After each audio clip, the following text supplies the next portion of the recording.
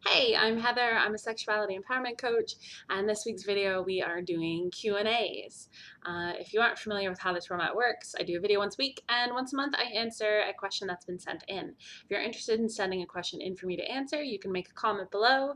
You can email me, heather@AuthenticSexualYou.com, or you can use an anonymous form I have, and I'll link that below for you. So this week's question comes from Dennis is 40. What if my partner reacts with, I don't like BDSM, some kinky excitement is fine, but BDSM is nothing for you and I? That's actually a really common question, and this week alone I have talked to people about frequency of anal sex and the amount of cuddling that happens between partners. So perfectly mismatched sexpectations are not things that a lot of couples have in common or just kind of automatically walk into. So the trick is, first ask yourself, is this a big enough deal that you're willing to break up with your partner over this? If your expectations are so mismatched that you don't think you can continue the relationship, it's better to get out sooner rather than later, because it's not going to change. Our sexuality can be fluid in a lot of ways, but if there are some things we're really, really important to us, not getting that for 20 or 30 or 40 years is going to make us really, really miserable. So if you don't have kids, if your finances aren't tied, if you can, and this is that important to you and your partner is that unwilling to bend, consider whether or not this is a relationship that's ideal for you.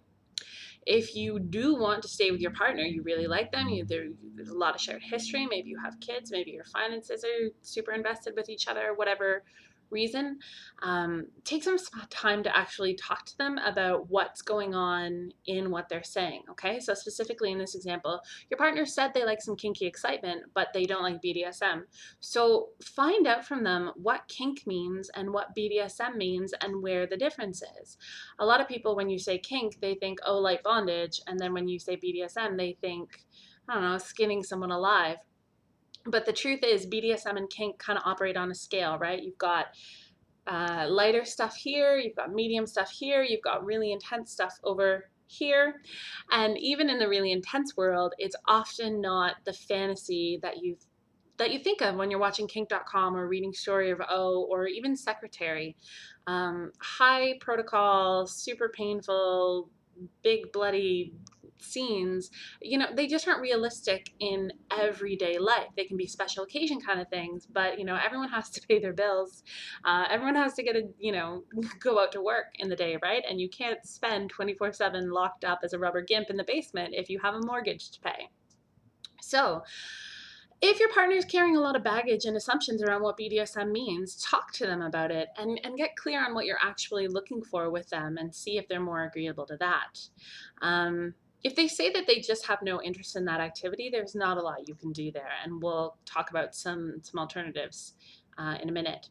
But if they might have a fear of it replacing the current activity, so they think if they have kinky sex once, then you won't ever want to have normal sex. And I'm using air quotes because kinky and normal are such strange words that mean such different things to different people. But if there's a fear of a new activity replacing the existing activity, that's at the root of a lot of resistance to things.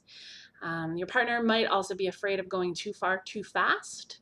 Maybe they're really into some light bondage and they're thinking you want to do, I don't know, hangman play and asphyxiation or all sorts of things. So if your kinks are extreme, remember to give your partner time to walk into it with you, right? Start off light, provide encouragement, take little steps forward, and let your partner set the pace. Whoever the new person is should be setting the pace for their comfort level because you're trying to draw them in, okay, not repel them.